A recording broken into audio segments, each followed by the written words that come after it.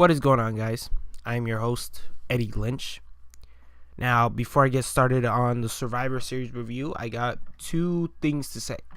So, first one is to my Podbean listeners. So, if you're watching this on YouTube, feel free to skip ahead. Now, to my Podbean listeners, I learned that there's like a megabyte system going on with that website.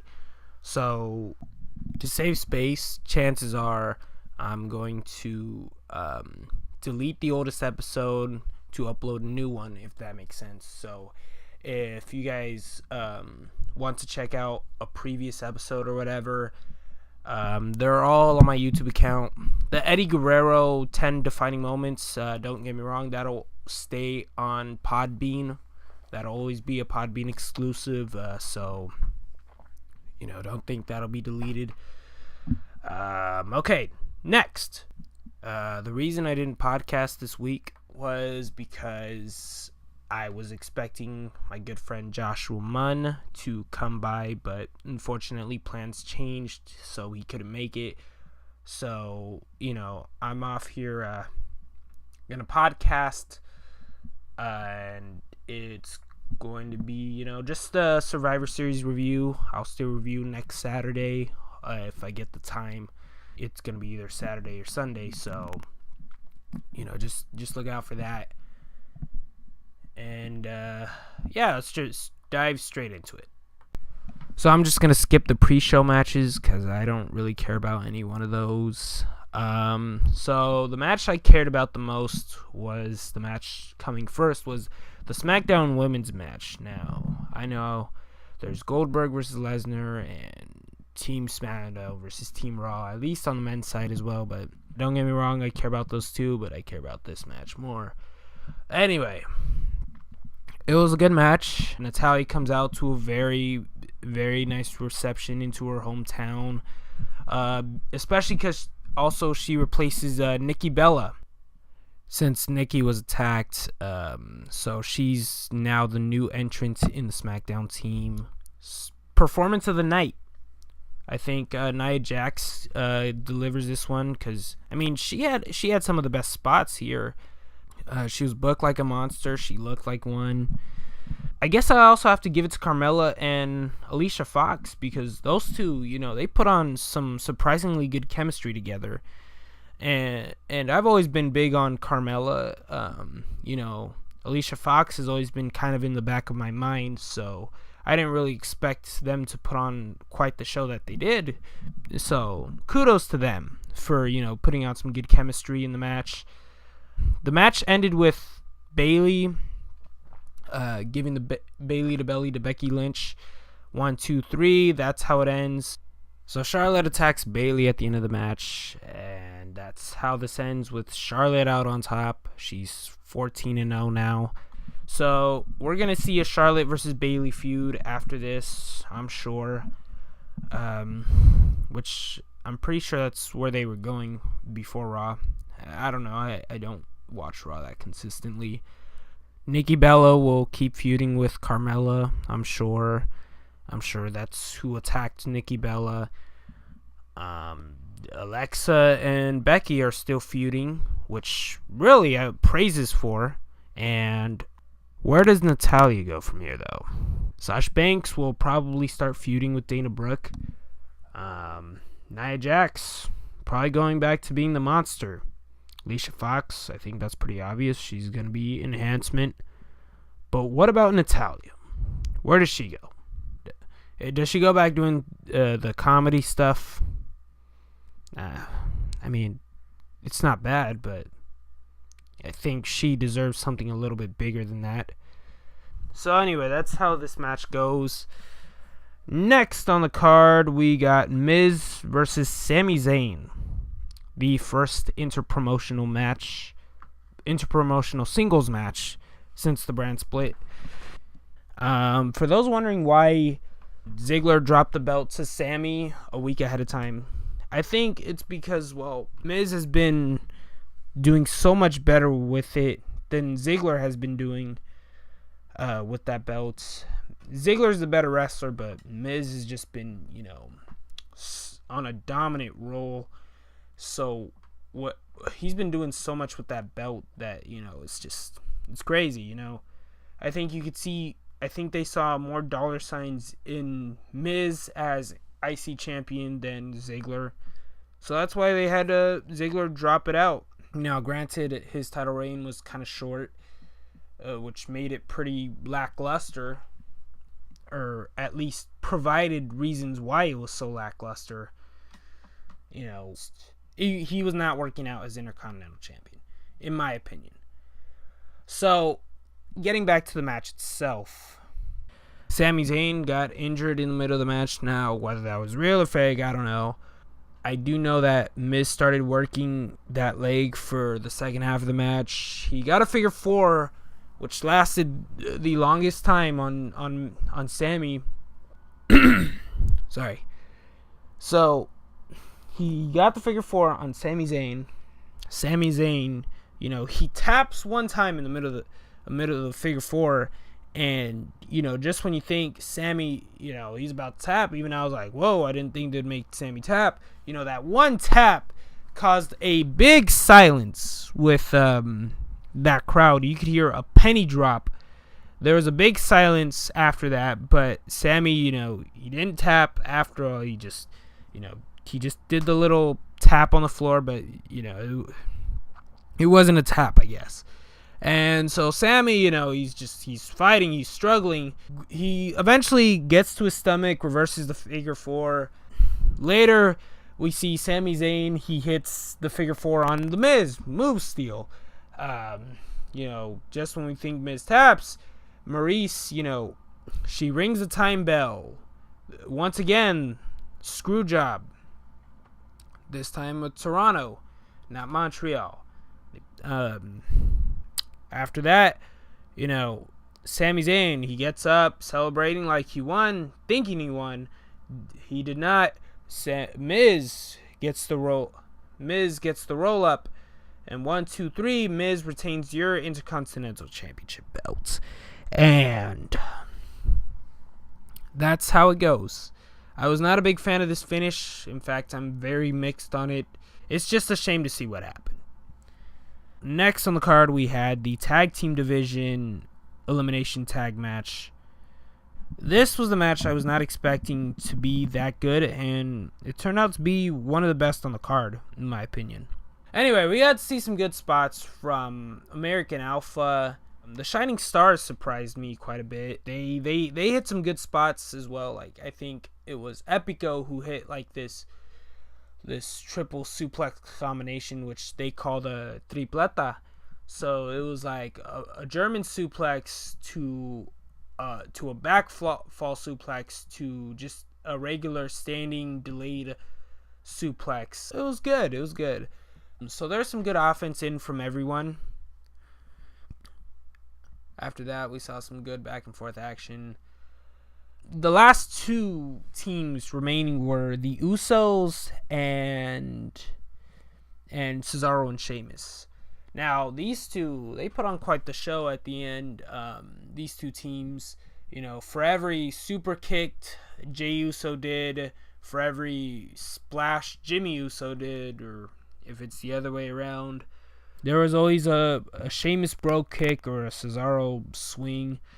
The match finish was with Sheamus getting that sharpshooter on Jimmy Uso. And Jey Uso, he tries to save his partner.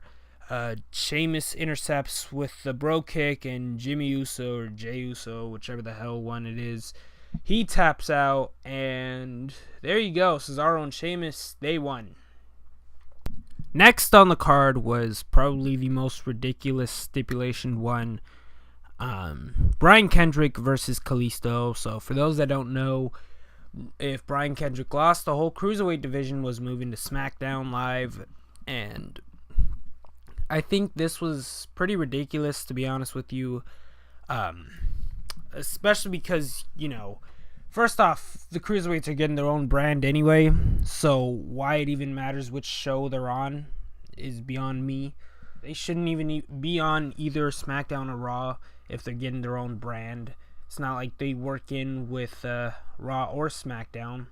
Except, well, Kalisto working in with Baron Corbin, I guess. The match itself, it was good. It had some spots here and there. Brian Kendrick had the bully choke from the top rope. There was a standing C4 off the side of the ring, or a Spanish fly as more Ronaldo called it. Kalisto also did like this fireman's carry cartwheel type move. I'm not sure what to call it. I think Corey Graves called it like a side driver or whatever. Good match. It basically ended with Baron Corbin coming out to interfere. He pounces on, literally does the Marcus Corvon pounce to Brian Kendrick. He then once again forearms Kalisto and throws him into the ropes, catches him with the end of days, and there you go. That ends this match with Kalisto not getting the belts or the win for that matter, since he attacked Brian Kendrick first. Brian Kendrick retains, and there you go. Next, there was like this backstage segment, which I guess led to Brian Kendrick saying he's going to deal with Baron Corbin on Tuesday. So we'll see what he means by that. Not really looking forward to that feud. So far, it's just been Kalisto getting the shorter end of the stick. And even when he did finally give Baron Corbin his comeuppance, guess what? He attacked him in the middle of his title match. Didn't even grant him a win. He just attacked his opponent and then attacked him. So something tells me, predictably so, Kalisto's gonna eventually get that win, that underdog win. And if it's not that, then it's going to be Baron Corbin getting that win, which I'm not excited for either outcome, unless the match, surprises me and becomes like a 5-star freaking match that I gotta go check out and watch, and it's not going to be like that. So, yeah, I'm not excited. Next, we had Team SmackDown versus Team Raw, the final 5-on-5 match, which was on the men's side. Man, oh man, this was the only like really good match on the card, aside from the tag team division, and I guess the women's match. But the difference between those was that this one had a good finish, or this one had the right finish, I should say. I'm just kidding here. No, but yeah, in all seriousness, it was a good match. Shane McMahon was booked pretty strong in this match. I noticed there was a lot of people on Twitter asking why was he booked like a god, even though he took an ass whooping from like every single member of Team Raw. Now, granted, he did kick out of the code breaker. That was because Randy Orton interfered, saving Shane after the pin. It's not like they haven't done that before with other opponents in matches. So yeah, Shane was booked pretty strong here. He got some pretty good offense in on Roman. He got some pretty good offense in on Seth Rollins. He even gave like a spine buster, which looked like it could have been countered into a DDT, which was why Shane was kind of selling it near the end, but the commentators was selling it as a spine buster. So, I think there was a little bit of confusion there. What are you going to do, I guess? Shane McMahon goes to the top of the rope. He goes for coast to coast. Roman Reigns hits the spear. And, boy, did Shane, take a hard spear from there. Shane, he looked to be pretty injured. The ref was counting 1, 2, and then stopped in the middle of the match because Shane, I guess, didn't look really good. Which I thought it was because Shane had his shoulder up. So I figured, okay, he's still in the match, which then I was going to be pretty shocked at how he was booked. But no, again, Shane McMahon, he looked to be in bad shape. Why the ref didn't just count to 3 and make less of a stink of this whole thing is beyond me. But anyway, there was EMTs coming down, and they walked Sheamus out of the building. Shane, he was looking dazed and out of it. So, it it was what it was. Roman, he'll be fine at the end of this. People are out there wondering, Roman's going to be in pretty bad shape here. He injured the boss's son. Well, they both understand, like, the risk of this move. And that's a pretty high-risk move right there. So, I mean, Shane, you know, I hope he's fine. I haven't read any reports on him lately, so, you know, I'll be sure to look that up later. Okay, so the match continues on. Dean Ambrose attacks AJ Styles, and there's security coming out to stop Dean Ambrose, and Roman and Seth look at each other, and then they go to attack the security guard, fight them off, and then finally we see a triple powerbomb to AJ Styles through the announcer table, which was, I believe, the third table spot of the night. AJ Styles was then eliminated by Seth Rollins. Also, not to mention, Shane, he hits an elbow drop onto Braun Strowman onto the announcer table, and Randy Orton hit an RKO onto somebody. I think it was also Braun Strowman. So yeah, those were the 3 table spots. Good match. So after this, we had Seth Rollins and Roman Reigns against now Bray Wyatt and Randy Orton. So it was 2-2 after Dean Ambrose interfered, and after that, Seth Rollins attacked Bray Wyatt. He did a pretty good job. Roman and Randy are brawling out in the background, and then Sheamus. Why do I keep saying Sheamus? Shit. After that, Seth Rollins goes for a frog splash. Next thing you know, Randy Orton counters that into an RKO. 1, 2, 3. A pin from Bray Wyatt. And Seth Rollins is eliminated. Roman Reigns hits the Superman punch on Randy Orton. Bray Wyatt hits 2 Sister Abigails on Roman Reigns. And Bray Wyatt gets the big win on this one. He gives a pin on Roman Reigns, and Randy Orton and Bray Wyatt are your sole survivors. And so far, Bray has been looking incredibly strong on this one. Oh my god. I do not want to break up Randy and Bray, because look at where this is getting him now. He's finally getting pay-per-view wins.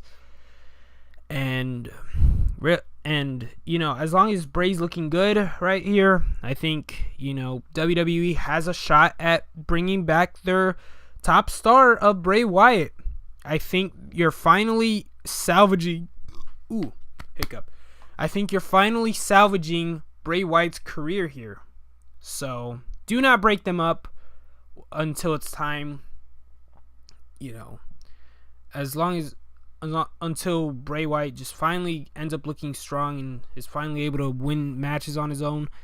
You know, granted, I don't want to call Randy Orton a crutch for Bray, but I think this is kind of necessary for Bray, at least for right now. So keep Randy with Bray, like I said, and you should be fine. You should be totally in tip-top shape. Next, we got Goldberg versus Brock Lesnar. I don't know what to say to this match. I truly don't know what to say to this. So, this one's going to be the easier one to review, especially because it was 1 minute and 25 seconds long. Brock Lesnar comes out looking intense. Bill Goldberg comes out looking intense. He does his old WCW entrance. Guess what happens? Brock Lesnar, he goes for a double leg takedown to Bill Goldberg into the middle of the ropes. Bill Goldberg pushes him back and then goes for a spear. Brock Lesnar looking dazed. After that, Brock Lesnar takes a second spear and then takes a jackhammer, and just when I think Brock is about to kick out, no, it was a 3. And I'm sat here left mouth agape to this whatever this was. This wasn't a match. Oh, this wasn't a main event match. That's what it wasn't. I mean, honestly, I could watch a better match from, I don't know. I could watch a better match from James Ellsworth and Braun Strowman, honestly. I think that match lasted longer than this. So that happened. I think if you're going to have a Goldberg take the win on Brock Lesnar, why not just give at least a couple of minutes of a match, you know? I had my suspicions that the match was going to be short, especially because of how long the SmackDown match, SmackDown versus Raw match was. But I did not think it was going to be 1 minute and 25 seconds long. 2 spears and a jackhammer. And there you go. I love Bill Goldberg to death, but he should not have won that match, let alone in 1 minute and 25. And yeah, I'm saying that word a lot, those numbers a lot, but you know what? I'm holding this over WWE. Now, I don't think me holding this over is going to give that much of an effect, but still, this right here is just, it's not right.